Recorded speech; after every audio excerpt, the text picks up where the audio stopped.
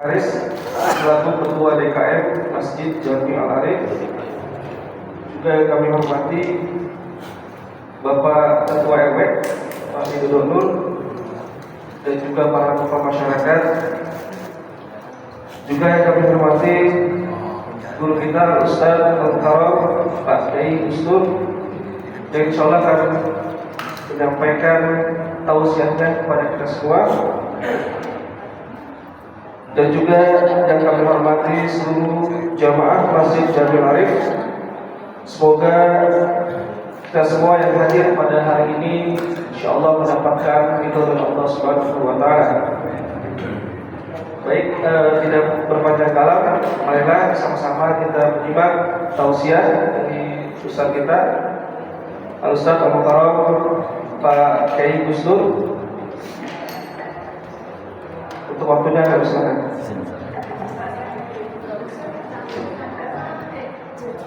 Alhamdulillah. Baik, assalamualaikum warahmatullahi wabarakatuh. Alhamdulillahirabbil alamin. Alhamdulillahilladzi ahsana tadbira al-kainat wa khalaqal ardina was samawati wa anzala ma'a minal mu'sirat wa anzala al-habba wan nabat wa qaddara al-arzaqa wal ahwat. Assalatu wassalamu ala rasulillah sayyidina Muhammadin bil mu'jizatil zahirat alladhi hassara min nurihi wujudul kainat.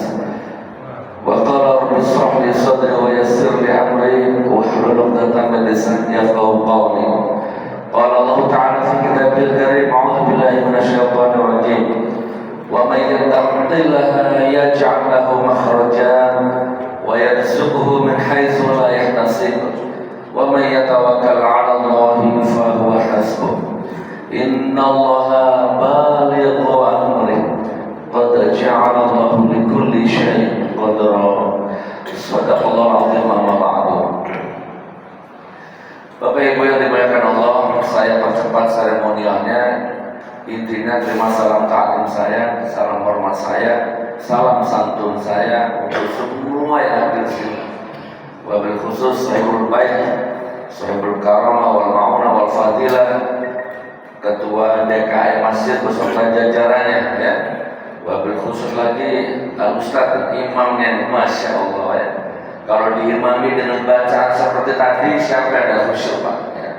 Masya Allah, khusyuknya luar biasa, menembus sukma, Ustaz. Masya Allah, ya. Beruntung istri yang mendapatkan suami seperti Ustaz ini. Amin. Intinya semua yang ada di sini tanpa terkecuali kita semua insya Allah calon penghuni surga. Amin. Kita semua insya Allah calon husnul khotimah. Tidak apa-apa detik ini, tidak apa-apa detik ini banyak pikiran, banyak ruwet, banyak tekan batin, tidak apa-apa. Tekanan batin, tekanan pikiran tidak masalah detik ini. Bahkan banyak utangnya tidak apa-apa. Yang penting nanti ketika sakaratul maut utangnya lunas semua. Hisabnya ringan, gitu ya. Ya ayyatuhan nafsul mutmainnah irji'i ila rabbiki radiyatan mardiyah. Jadi ketika sakaratul maut seperti itu, kita dijemput dalam suasana ridho dan diridhoi sama Allah. Walaupun kita nggak bisa melunasi utang kita, ahli waris kita melunasi utang kita. Intinya nggak apa-apa sekarang ruwet, karena hidup ini memang masalah ruwet, karena di situ kita belajar, saudara-saudara. Kalau di dunia ini kita bahagia ideal 100% absolut nggak bisa. Nanti di surga baru bahagia itu di surga, bukan di dunia. Di sini belajar, ya, di sini berjuang menghadapi masalah, berjuang menghadapi tekanan, dan seterusnya. Insya Allah, alhamdulillahirabbil alamin. Bapak Ibu berselawat dulu ya satu kali ya, supaya berkah pengajian. Selawat apa di sini ya? Yang paling hobi selawat apa? Yang paling enak? Asyir. Terdolim Ustaz. Asyir satu kali, Jibril satu kali ya. Satu kali. Allahumma sholli ala sayyidina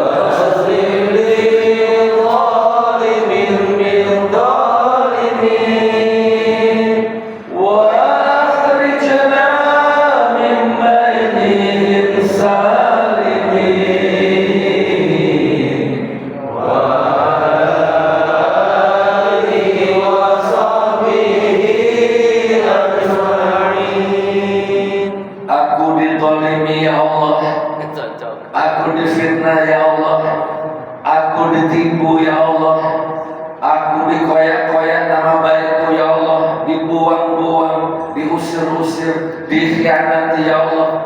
Orang itu aku tolong dulu ya Allah, sekarang mentung, sekarang nikam ya Allah. Orang itu dulu aku pilih ya Allah, sekarang malah mengkhianatiku ya Allah, menyengsarakanku ya Allah. Intinya hancurkan kezaliman mereka dengan kezaliman yang lain.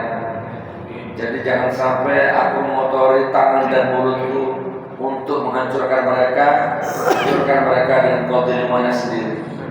Insya Allah luar biasa kalau dibaca zikir itu, Pak. Nah, yang merasa disakiti orang baca zikir itu. Tapi tidak marah, santai, relax. Saya di penjara 3 tahun tidak marah. 2 kali malah 10 bulan, ditangkap lagi 3 tahun. Vonis 10 tahun, tuntutan 6 tahun. Saya jalani 4 tahun sekian. Alhamdulillah, tambah sehat, tambah glowing. Insya Allah ya. Yang kedua, Sallallahu ala Muhammad, Sallallahu alaihi wasallam, Sallallahu ala Muhammad, Sallallahu alaihi wasallam. Ya Allah, kalau kau berkehendak ya Allah, aku bisa hidup tanpa siang dan malam sekalipun. Bahkan kalau kau berkehendak, aku bisa hidup tanpa angin, tanpa matahari, tanpa rembulan, tanpa bumi langit dan isinya ini. Bahkan kalau kau berkehendak, aku bisa hidup tanpa apapun saja. Tapi sungguh ya Allah, kami tidak akan sanggup hidup tanpa nama kekasih Nabi Muhammad SAW. Kami tidak akan sanggup hidup tanpa syafaat beliau Nabi Muhammad SAW. Bapak Ibu, sekedar intermezzo. Ketika saya di penjara, saya terjadi satu titik klimaks, titik mati waktu saya di penjara. Jadi hampir gila, hampir down, hampir mati kesadaran. Saya pukul-pukulkan tangan saya ke tembok, sampai sekarang bekasnya masih ada. Saya bentur-benturkan kepala ke jeruji besi itu di Polda Jateng sana. Dari Baratskrim dipindah ke Polda Jateng, dipindah ke Rutan Solo. Jadi saya punya istri, tapi nggak bisa dipandang, nggak bisa disentuh, nggak bisa disayang. Bahkan sekedar saya panggil untuk hadir aja nggak bisa. Istriku gak ada. Kami terhalang oleh dimensi ruang dan waktu. Saya di Jakarta, dia di Malang. Anakku gak ada. Aku ingin meluk Muna, mana kamu Muna? Gak bisa. Ini baru hukum dunia ini. Tapi ternyata ada. Perpisahan itu ada. Gitu. Pengacaraku apalagi gak ada. Gak bisa dia. Saya butuh engkau wahai pengacaraku, saya butuh engkau wahai anak istriku. Jam 1 malam, jam 2 malam, jam 3 malam, jam 5 subuh ya, sampai jam 6 sampai gak bisa. 2 minggu gak bisa dibesuk siapa-siapa, bahkan gak bisa telepon siapa-siapa. Wah, ada ternyata hukum seperti ini di dunia. Padahal saya gak pernah makan uang haji, gak pernah makan uang reklamasi, gak pernah makan uang KTP, gak pernah makan uang siapa-siapa. Ya, bahkan saya gak mengancam kedaulatan bangsa. Saya gak pernah ngerup pasir, saya gak punya kekuatan untuk itu. Ya kan, walaupun saya dituduh pecah belah bangsa, sampai sekarang gak ada bangsa terbelah. Jangankan bangsa, kecamatan aja gak ada, Pak. Gila ini hukum ini ya Allah. Mana kalian, hei umat yang dulu katanya aku siap berjuang bersama Gus Nur, hidup dan mati bersama Gus Nur, tapi Allah Akbar, mana sekarang kalian? Kok aku sendirian ini? Jadi Ini kurang Pak sebenarnya, tapi saya kehabisan kata-kata untuk menggambarkan titik nadir saya waktu itu. Nah, punya anak, punya istri, sebagai suami nggak boleh telepon 2 minggu, nggak ngenes.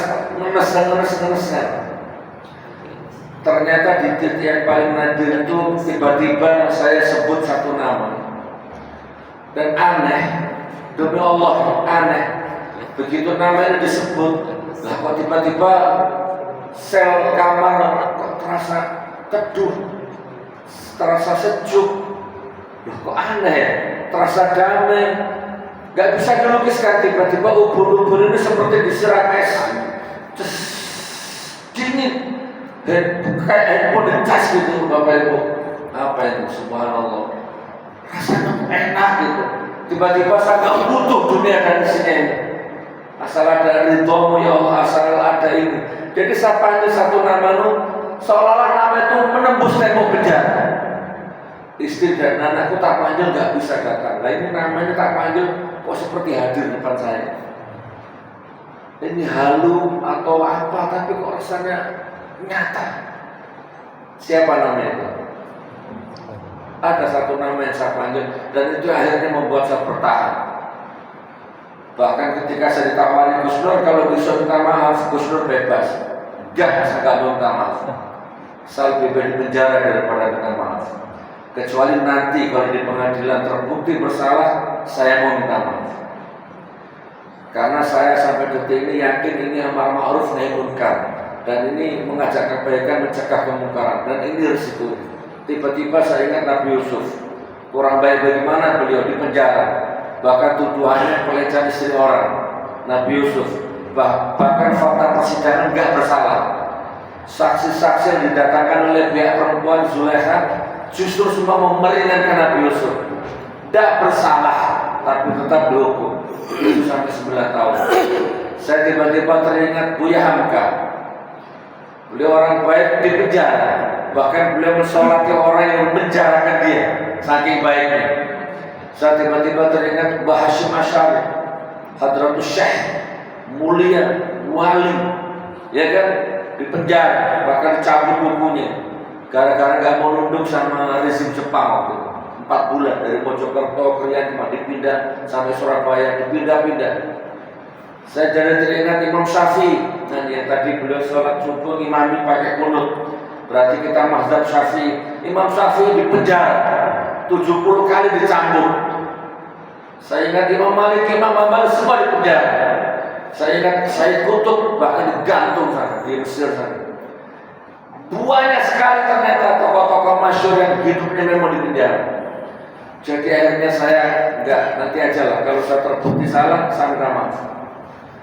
Saya siap mencium kakinya bila perlu. Yang penting saya salah, terbukti dulu. Jadi saya akhirnya milih di penjara daripada minta maaf. Itu setelah saya kehadiran sosok itu, setelah saya panggil namanya dia datang. Padahal jaraknya jauh. Kalau naik pesawat dari sini bisa 11 jam, 10 jam. Orangnya di sana, dimakamkan di sana. Siapa? Ya Nabi, salam alaika.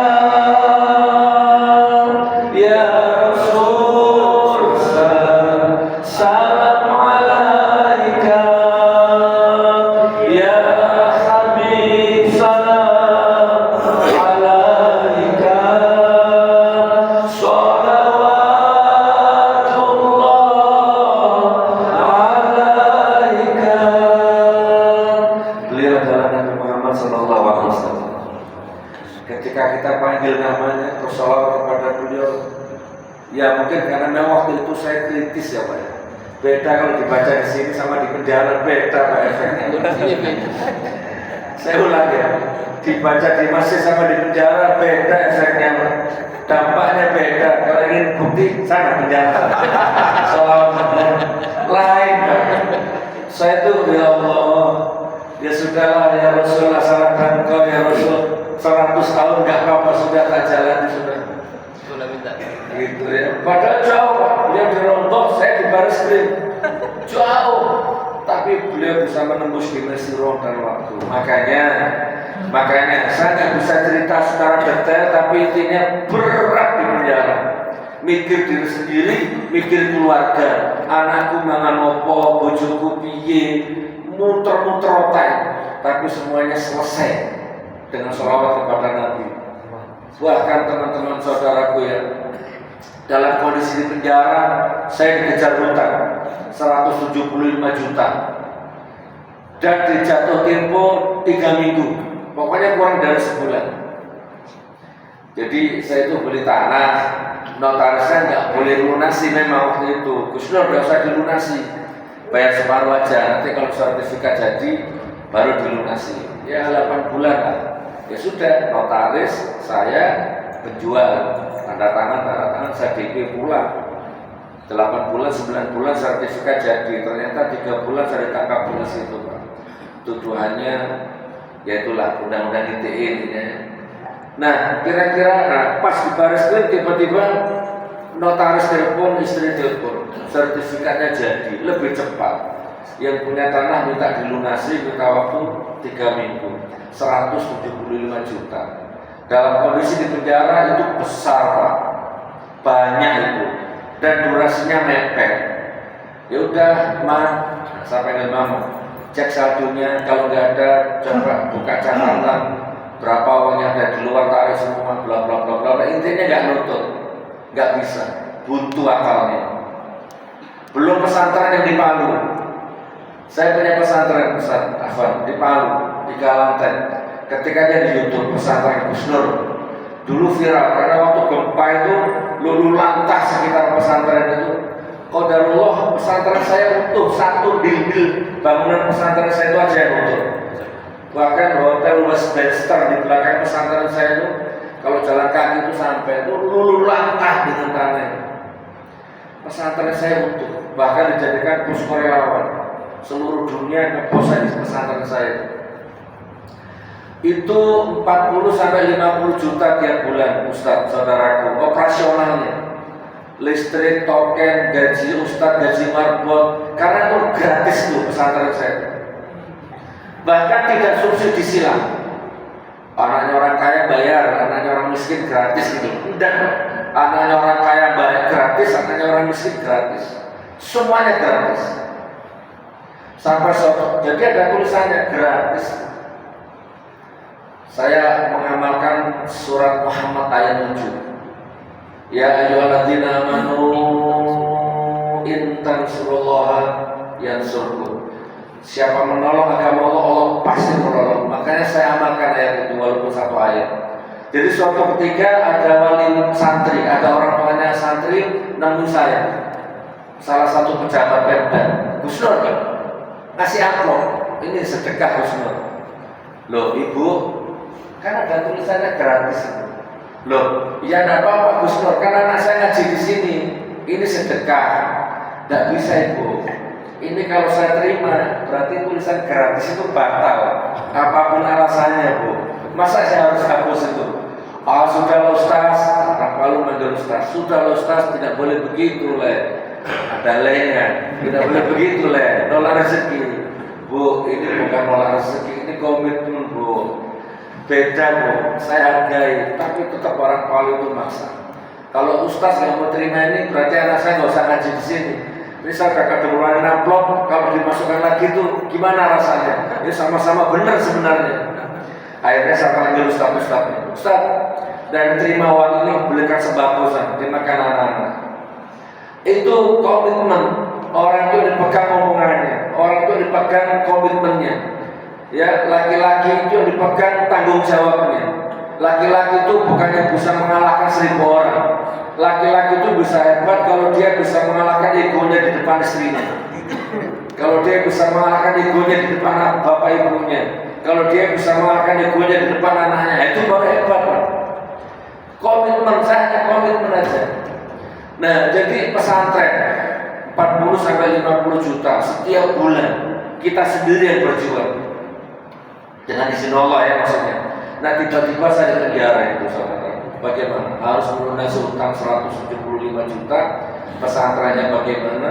dan banyak lagi kebutuhan primer lain. Tapi subhanallah, intinya semuanya selesai dari dalam penjara. Ternyata di penjara cuma tubuh, tapi doanya enggak. Jadi doa ini Bapak enggak bisa di penjara. Law of attraction, pernah dengar kata-kata itu? Kekuatan pikiran, kekuatan harapan, kekuatan doa enggak bisa di penjara. Nabi Yunus ditelan ikannya masuk ke laut paling dalam. Tapi Nabi Yunus baca doa, La ilaha illa anta subhanaka inni kuntu minadh dhalimin. Doa itu nembus perutnya ikan, bahkan nembus samudera yang dalam, diterima sama Allah, dikabul, dikeluarkan lagi intinya Nabi Yunus. Nah, jadi nanti saya amalkan dikit-dikit saja. Intinya lunas semua utang.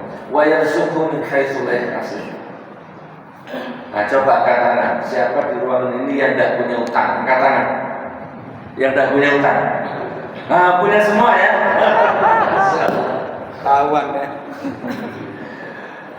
Ini yang saya amalkan di dalam penjara. Buktikan, amalkan coba. 2 amalan saja, 2 atau 3. Siap, dicatat, diingat-ingat.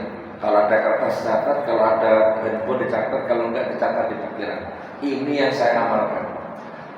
Jadi intinya gini Bapak Ibu, tiba-tiba itu intinya ada orang Singapura telepon istri saya, bukan orang Jawa, bukan orang Madura, bukan orang Indonesia, orang India, imigran di Singapura, beranak pinak di Singapura, orang Melayu, telepon istri saya dengan logat Melayu. Kurang lebihnya begini, Umi, saya penggemarnya Gus Nur. Saya tengok Gus Nur di penjara. Umi, saya tidak pandai cakap.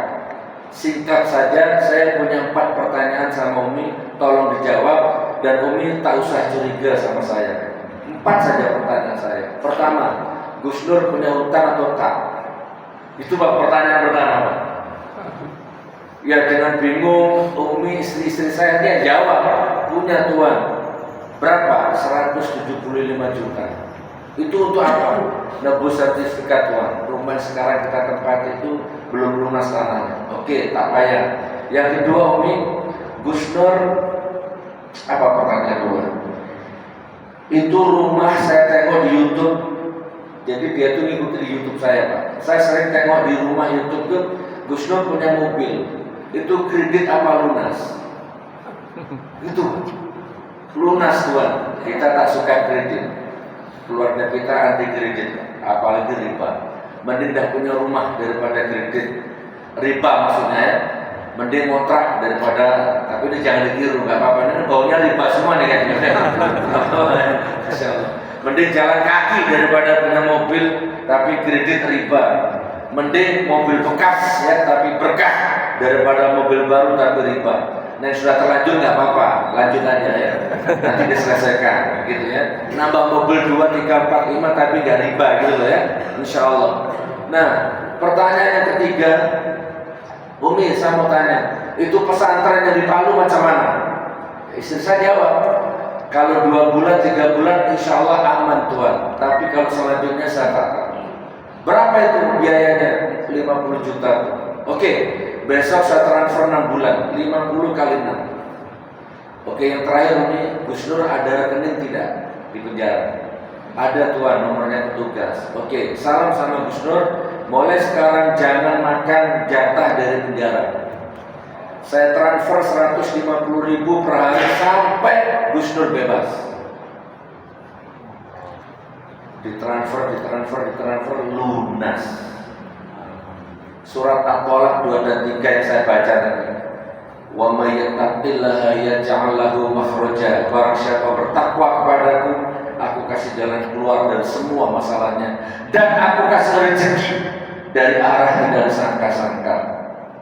Saya nggak tahu menurut Anda besar apa kecil. Saya 10 hari yang lalu sama tim ini mendarat di Padang, langsung tembak perjalanan ke Bukit Tinggi. Kita subuh-subuh makan, habis subuh makan di warung, tiba-tiba suami istri manggil saya. Ini Bukit Tinggi loh, dari Bandara Padang masih 4 jam.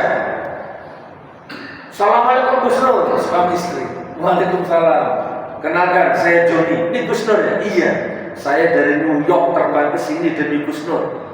Ternyata dia di New York, orang Sumbar tapi tinggalnya di New York, Amerika.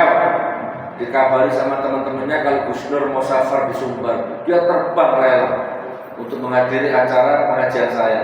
Ketemu di warung. Intinya kita makan itu dia yang bayari, terus istrinya mengeluarkan uang $500, suaminya mengeluarkan $500. Ini untuk Gus Nur.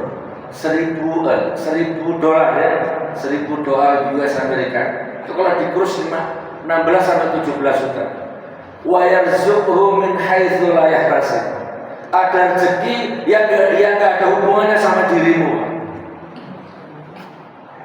Lunas semua. Makanya tiba-tiba ya Allah, ini baru sholawat Pak, dilunasi utang. Percaya saja, perbanyak sholawat, lunas utangnya. Perbanyak sholawat, lunas utangnya. Bangun jam 1, sholawat sampai jam 3. Nanti jam 3 baru tahajud, lunas utang. Kalau di atas 2 miliar tambah 1 juz. Kalau di atas 10 miliar, 2 miliar, nah nanti ada, kita punya timnya. Silakan nanti temui kita, nggak usah bayar. Kita punya tim negosiasi dengan bank. Kita bisa menyelesaikan utang riba yang miliaran sama bank. Oke, saya nggak mau bahas itu nanti. Saya mau cerita keajaiban Allah di penjara ini. Yang saya amalkan surat Muhammad ayat 7 itu Pak. Itu yang saya amalkan. Saya baca, tapi juga saya amalkan artinya. Kalau bacanya gampang Pak, ngamalkan artinya ini berat. Tolonglah agama Allah, Allah pasti menolongmu. Saya pinjam handphonenya petugas. Saya itu ingin apa sebenarnya menolong agama Allah ini. Dipikir rasakan cuma sholat, ngaji, sedekah, haji kan. Ternyata mengenyangkan perut yang kelaparan itu juga menolong agama Allah. Apalagi perut kita lapar masih mikirin perutnya orang. Itu keren Pak. Jangan seperti koruptor. Koruptor itu perutnya udah kenyang, gendut, tapi dia masih sibuk mencar makanan orang lapar. Hina benar koruptor. Rekeningnya tuh dimakan 7 turunan dan gak habis, tapi dia sibuk mencar hartanya rakyat miskin. Oke. Yang pertama, kenyangkan perut yang lapar walaupun Anda kelaparan. Bangun harapan orang walaupun harapanmu gak jelas. Serius Pak. Jadi saya di penjara itu walaupun gak pegang uang, belum ada kesukaan, apa intinya galau, tiba-tiba ada orang, Gus Nur, istri saya mau melahirkan, minta tolong dibantu Gus Nur. Jadi dia tuh nyolong sepeda Pak, buat biaya melahirkan anaknya itu. Ya memang apa saja dia dapat sepeda dijual di Facebook, dijual online. Akhirnya beli yang punya sepeda Pak. Ditangkap Pak. Ya mungkin saking lugunya atau saking paniknya yang istrinya mau melahirkan. Jadi akhirnya dia penjara sama saya. Ini Pak, bangun harapan orang walaupun harapanmu gak jelas. Gak punya uang saya. Mas, kira-kira biro biaya nelong ini.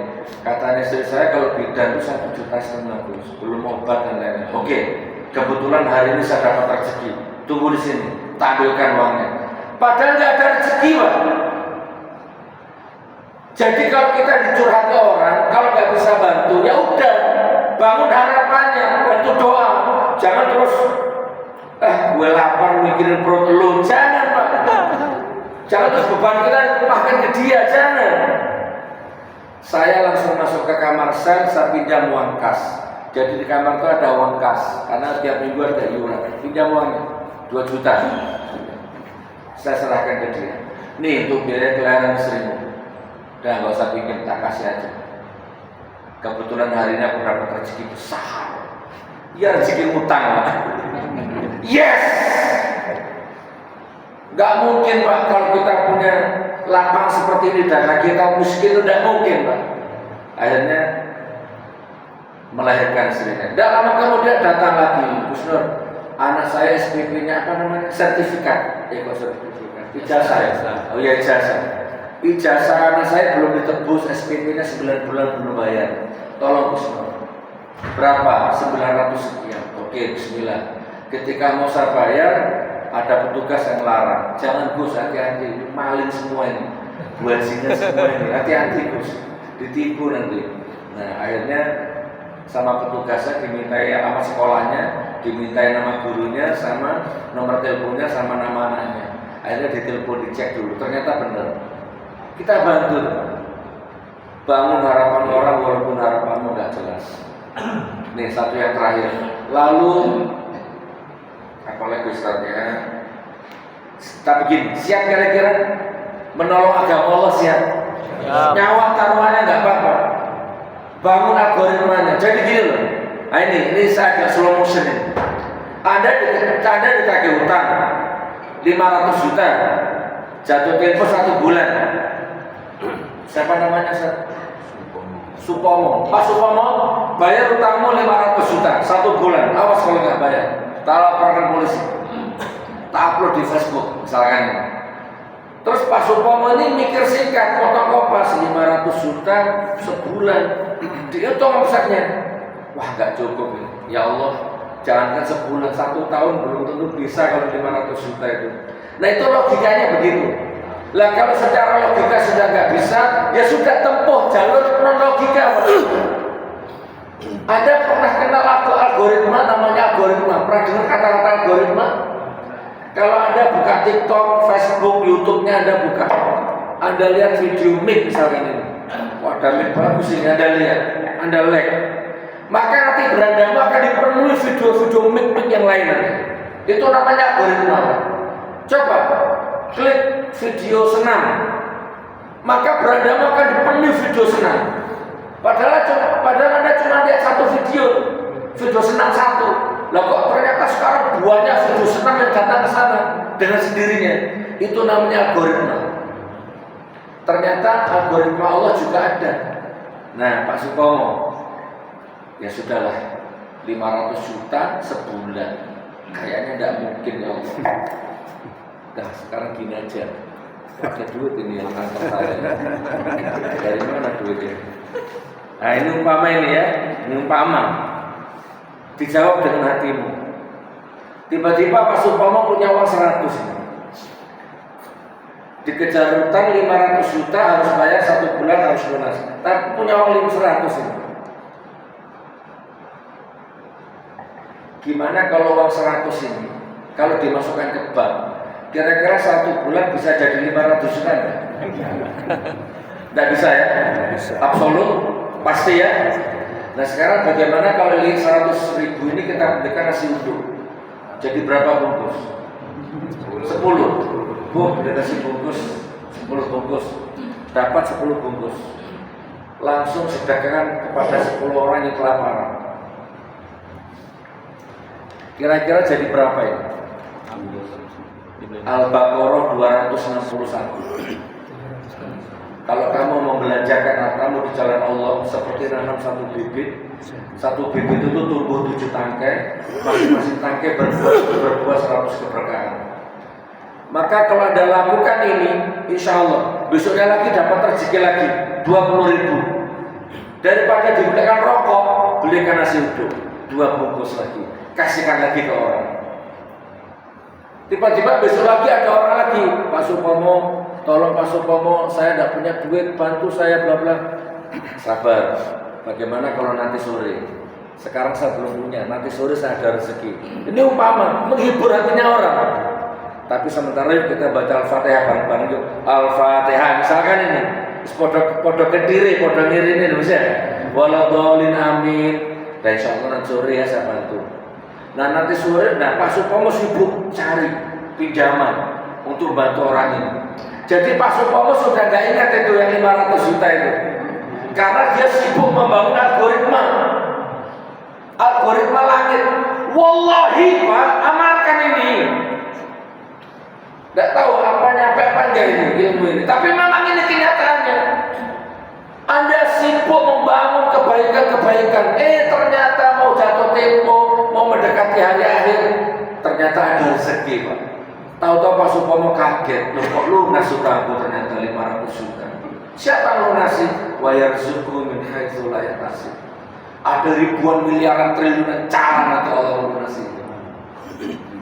Buktikan Pak, buktikan. Udah, pikirkan masalahmu 1% saja. 99%-nya sibukkan bangun algoritmanya Allah. Perbanyak bahagiakan hati orang. Yang terakhir, surat Fatir ayat 29. Ini yang terakhir. Apa? Surat Fatir? Oke, ada yang tahu ayatnya?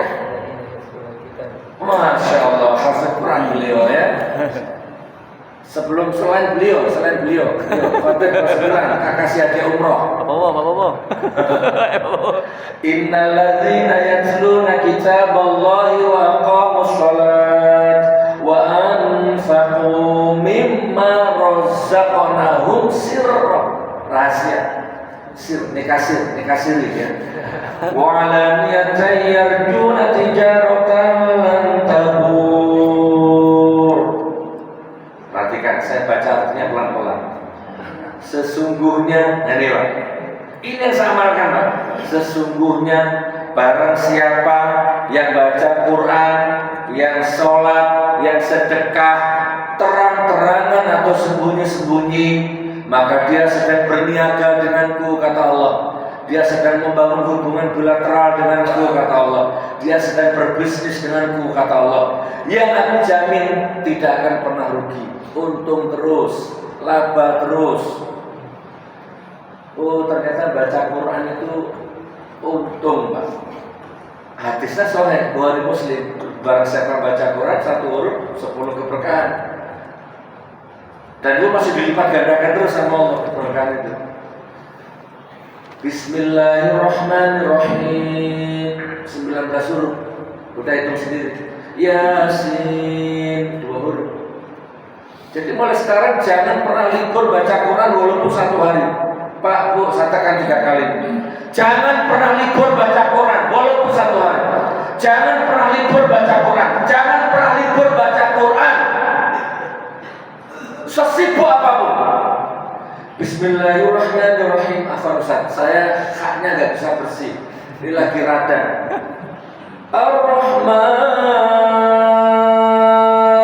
Shadaqallahul azim. Tidak apa-apa. Yang penting baca. Walaupun pendek. Jangan libur. Nah, saya tanya, tolong jawab dalam hatimu. Siapa di masjid ini yang belum ngaji 2 hari? Gak usah dijawab dalam hati. Siapa di masjid ini yang belum ngaji seminggu? Siapa di masjid ini yang belum ngaji sebulan? Siapa di masjid ini yang belum ngaji setahun? Lah kalau Anda nggak ngaji seminggu, sebulan, untuk apa Anda hidup? Untuk apa Anda hidup? Makanya satu masalah belum selesai, datang masalah yang lain. Hutang satu belum lunas, datang hutang yang lain. Kemerunsung hidupmu. Anda jauh dari Al-Quran. Untuk apa Anda hidup? Dari Al-Quran jauh, ke dukun malah dekat. Sama istri gak sayang, selingkuhannya dibiayai. Halo, gak bisa. Semakin jauh dari Al-Quran, semakin jauh dari pertolongan Allah. Semakin dekat maksiatnya. Pak, jangan libur Pak. Please, kalau boleh saya nulis, mulai sekarang jangan libur baca Quran Pak. Gak bisa Pak. Ini sembako naik, listrik naik, SPP anak naik, kebutuhan hidup semakin jahat nanti ke depan ini. Lalu terus kalau Anda nggak upgrade Al-Qurannya, kalah Anda nanti Pak. Di segala persaingan bisnis Anda kalah, persaingan asmara Anda kalah, persaingan politik Anda kalah. Al-Quran Pak. Siap? Insya Allah Pak. Jadikan orang-orang ini orang yang membaca Al-Quran mulai sekarang. Gus, aku nggak bisa ngaji. Ya sudah, cari Ustaz, ajaran ngaji dari awal ya kok. Terus gimana kalau nggak bisa ngaji Ustaz? Jangan Ustaz. Nggak apa-apa nggak punya rumah tapi bisa ngaji Ustaz. Nggak apa-apa nggak punya mobil tapi punya hafalan Ustaz. Walaupun al-ikhlas. Meski apa-apa trikul. Qul huwallahu ahad, qul a'udzu birabbil falaq, qul a'udzu birabbin nas, cukup itu wis. Siap. Siap. Alhamdulillah. Nah sekarang yang terakhir. Ada surat ya? Ada. Sekarang yang terakhir. Tapi intinya sudah dapat clue-nya ya, menolong agama Allah dengan cara membangun harapan orang sebanyak-banyaknya, bangun algoritma positif, itu intinya. Yang kedua, baca Quran, sholat, sedekah, fatir 29. Terus tadi itu Muhammad ayat 7 tadi itu. Lalu surat At-Tolak 2 dan 3 itu Pak, 1000 dinar itu diamalkan Pak. Wah keren itu Pak. Rezekinya dari agama, dari arah yang tidak disangka-sangka tuh Masya Allah, keren sekali Pak. Nah sekarang yang terakhir, saya mau ngajak praktek Bapak Ibu. Tapi kalau mampu, kalau nggak mampu ya nggak apa-apa. Kita tetap bersaudara dunia dan akhirat. Ya, saya tanya dulu, Bapak Ibu tahu Singosari? Ustaz tahu Singosari Malang? Malang ya, dekat Bu, naik pesawat, insya Allah 1 jam nyampe, turun Malang ya. Bapak Ibu saya tunggu mainan ke sana, doakan saya. Kalau rumah di Sawu Jajar saya, di Malang Kota, itu rumah. Saya beli tanah 2.500 di Singosari. Saya bangun masjid. Ada tahu Masjid Jogokarya? Wah keren Pak. Pernah ke sana? Jogokarya itu heran saya. Tiap hari, tiap minggu dia ngasih makan ribuan orang. Uangnya nggak habis-habis. Saldonya selalu dinolkan. Terus pernah suatu ketika ada sholat Jumat, 1 jamaah kehilangan motor, Pak. Langsung diganti baru, Pak. Dibelikan dari showroom baru, Pak. Masya Allah, ya kan? Jadi saya iri sama Jogokarya, iri positif. Jadi iri itu boleh. Saya akan bangun masjid, kalau bisa di atasnya Jogokarya, kalau nggak bisa minimal sama.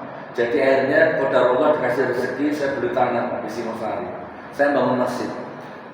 Tahu pondoknya Amir Lutfi Basori, pernah dengar? Itu ke barat 3 kilo lah. Nanti itu jadi masjid 24 jam aktif, tidak digembok, tidak ditutup pintunya. Yang digembok cuma kota amalnya. Kalau pintunya dibuka.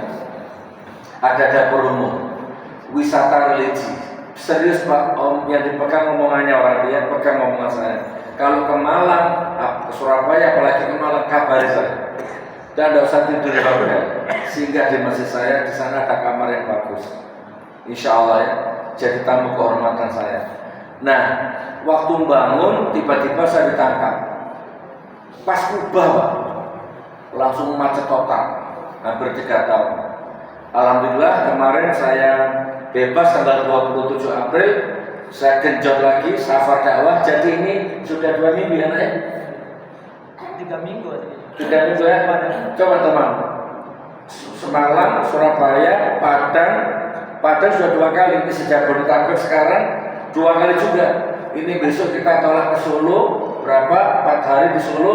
Kita akan tolak lagi ke Padang. Nggak tahu Padang ini kok seneng banget dia. Sering mudah Padang, baru lanjut Batam, Kalimantan Timur, Aceh.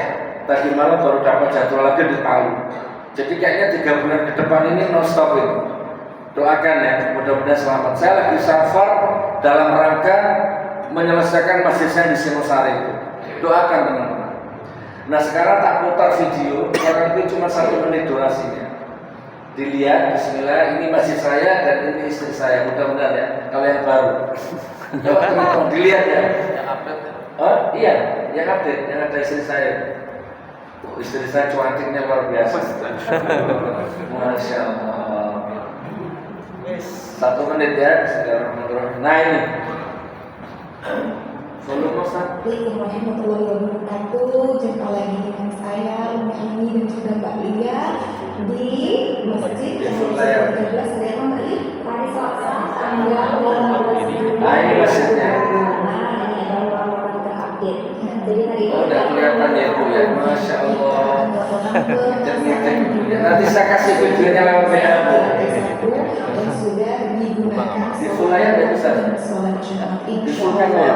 nanti kita akan ikuti proses pemasangannya dan kalau bersengaja masjidnya semakin sejuk, kalau siang sudah tidak panas lagi, kalau malam semakin dingin semakin sejuk ya. Lingkungan masjid kita kan berada di lingkungan yang sejuk, yang dingin, yang tenang itu. Barakallah untuk jamaah semuanya, barakallah yang sudah menginfakkan rezeki, semoga Allah membalas dengan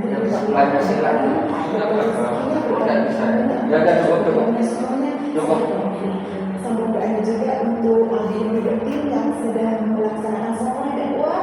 Semuanya saling mendoakan, saling mengirimkan energi positif dan energi berkembang. Doa akan kembali kepada Anda semua. Nah ini lagi masang AC kemarin. 15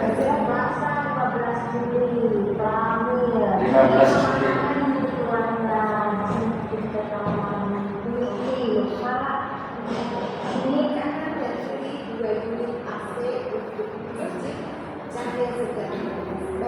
Cepat besar langsung ke lantai 2.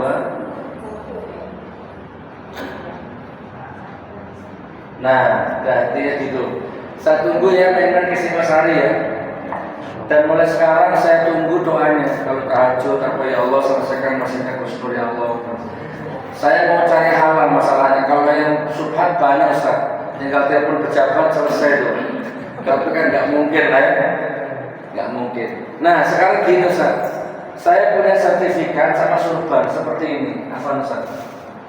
Saya punya sertifikat sama surban seperti ini.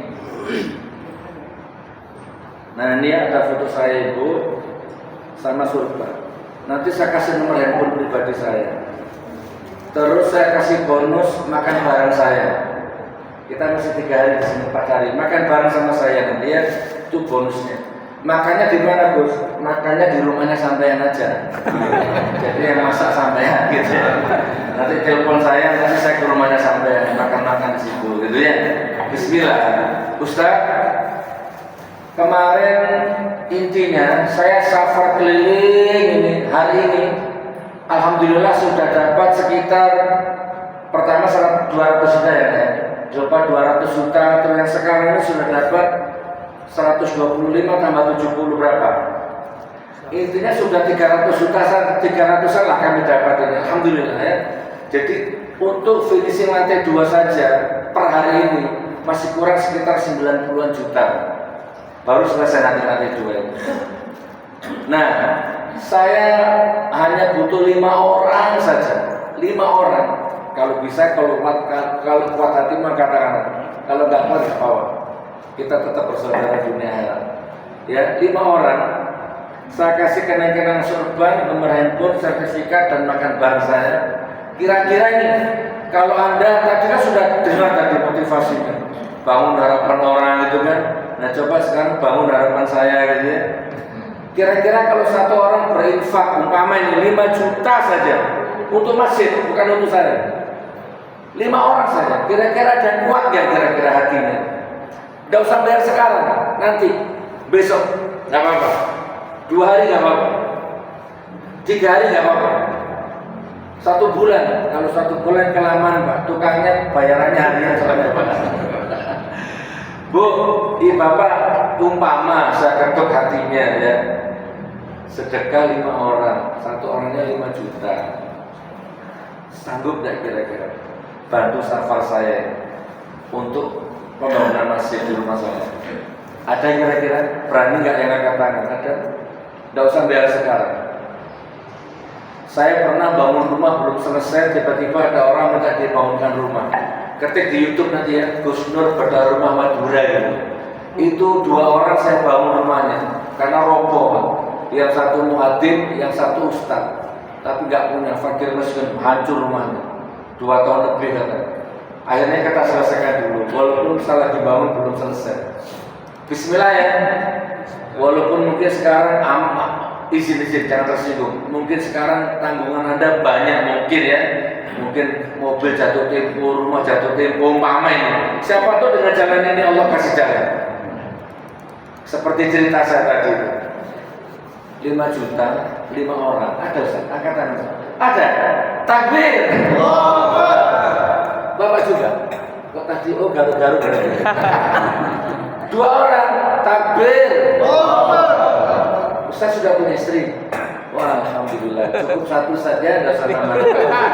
Istiqomah. 2 orang. Ada lagi kurang 3, Pak.